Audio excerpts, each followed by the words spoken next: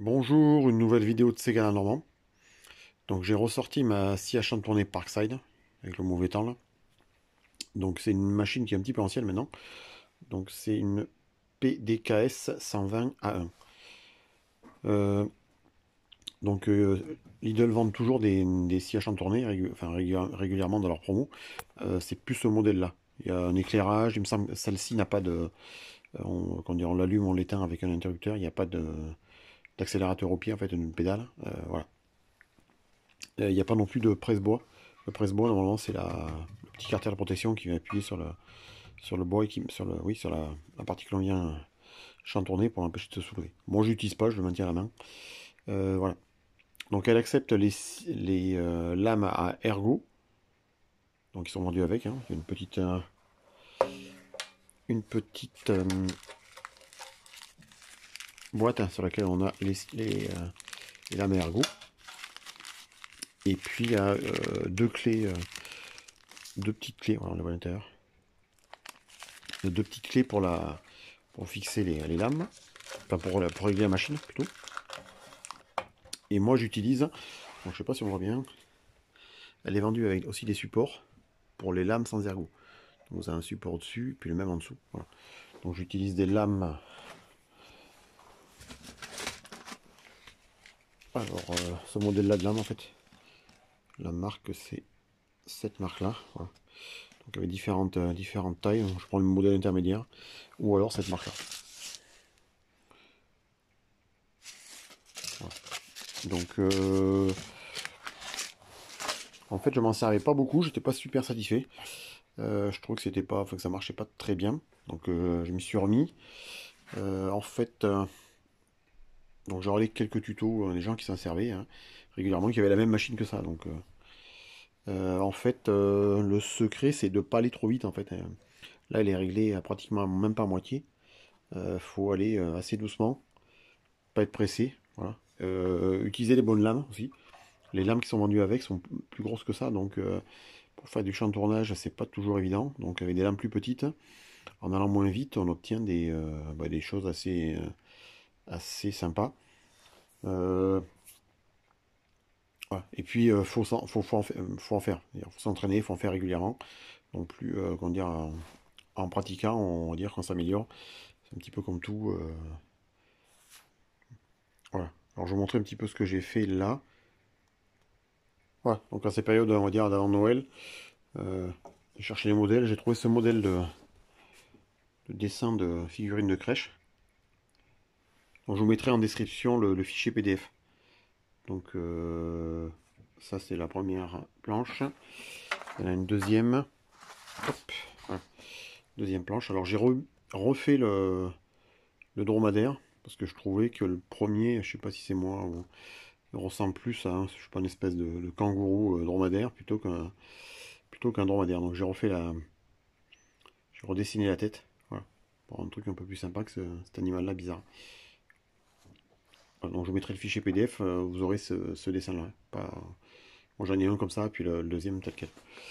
Donc ça me donne ça d'ailleurs. Donc j'ai une tête de dromadaire plutôt que l'autre animal étrange.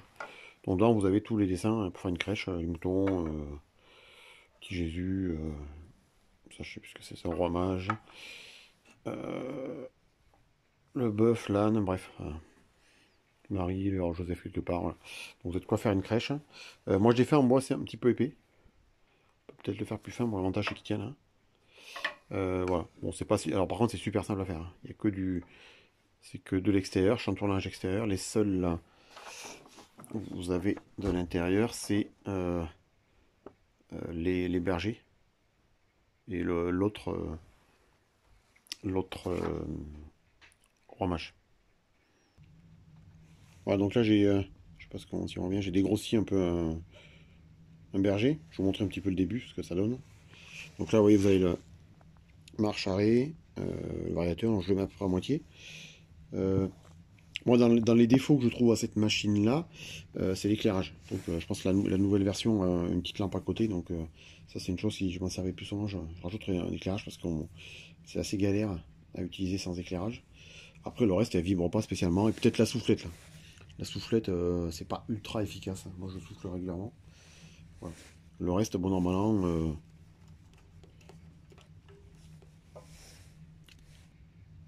voilà. En branchant, ça va mieux aller. Ouais, ça vibre pas plus que ça. Alors, ce que je vous ai pas montré, c'est la tension de lame. Je l'attends quand même suffisamment. Bon, pour l'instant, j'ai pas eu de soucis. J'en ai eu une qui s'est démontée une fois. Voilà. Alors après, la durée de vie de cette partie-là, avec les vis, etc., je sais pas trop. J'ai vu qu'il y avait euh, une personne qui fait pas mal de chantournage et qui achète carrément des kits avec que les petites vis. Comme ça, elle peut changer les vis. Parce que c'est les empreintes en fait creuses hexagonales et les empreintes finissent par s'abîmer, on peut plus les desserrer ou les serrer. Donc du coup elle change les vis régulièrement. Voilà. Peut-être on a comment dire, un truc à surveiller. Sinon une pièce comme, enfin un kit, cette partie-là et la partie du bas, ça vaut une vingtaine d'euros. La machine, j'ai pas en tête le prix, mais je crois que c'est dans les 60 de mémoire, c'était les retours 60-70 euros à l'époque. Je sais pas combien valent les nouvelles. Voilà. Donc, je vous montre le début. Hein.